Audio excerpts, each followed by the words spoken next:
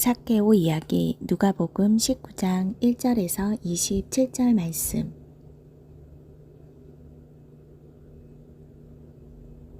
삭개오의 마음은 공허했습니다. 그의 신분은 세리장이요 동네에 소문난 큰 부자였지만 당시 세리라는 직분은 동족의 혈세를 거두어다가 로마에 갖다 바치는 일을 하는 자로서 창기, 이교도들과 함께 동급으로 취급되어 더러운 죄인으로 낙인 찍힌 신분이었습니다. 삭개오 주변에는 아무도 가까이 하지 않았습니다. 더구나 키도 작아서 따돌림과 왕따를 당하기 쉬운 모든 조건을 다 가진 사람이었습니다. 그가 자신의 존재감을 지키기 위해 선택할 수 있는 최선은 악착같이 돈을 착취하여 더 큰 부자가 되어 그 권세로 사람들을 제압하는 것이었습니다. 그래서 세리 중의 우두머리인 세리장이라는 높은 지위까지 올라간 것입니다. 예수님께서 삭개오가 살고 있는 여리고성을 지나가신다는 소문을 듣고 삭개오는 예수님을 구경하기 위해 뽕나무 위로 올라갑니다.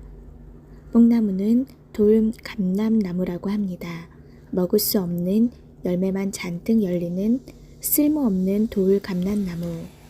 삭개오가 올라가 있는 모습이 우연이라고 하기엔 너무나 필연적입니다. 유대인이긴 하다 하나님 나라의 언약 백성이라고 하기엔 너무 멀리 떨어져 있었던 삭개오.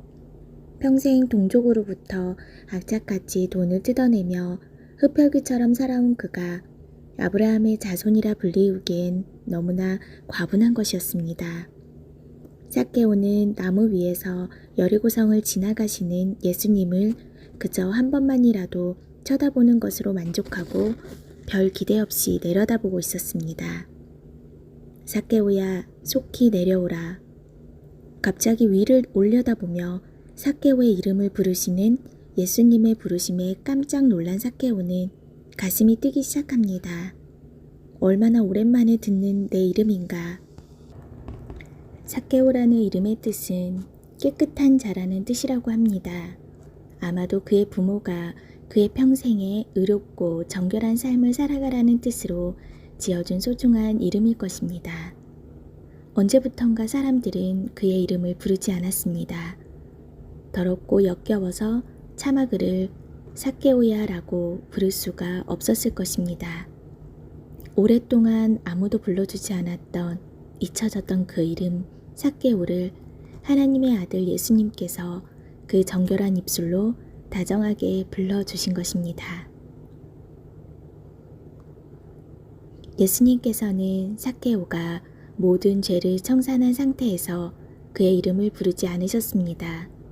또한 불의의 제물로 가득한 그의 집을 정결하게 청소한 상태에서 그의 집에 들어가지도 않으셨습니다.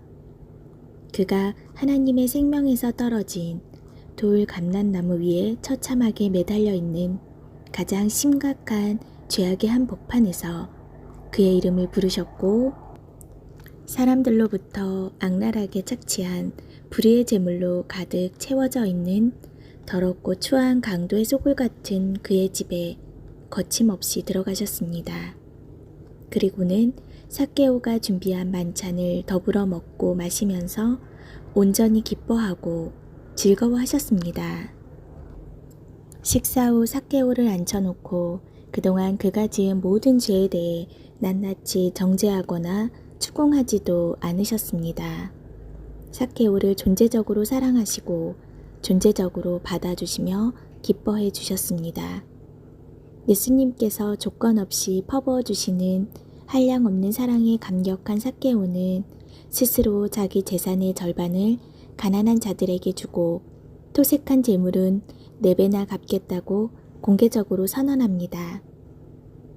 예수님의 은혜가 그를 진정한 회개의 자리로 나아오도록 이끌어 주신 것입니다. 할렐루야.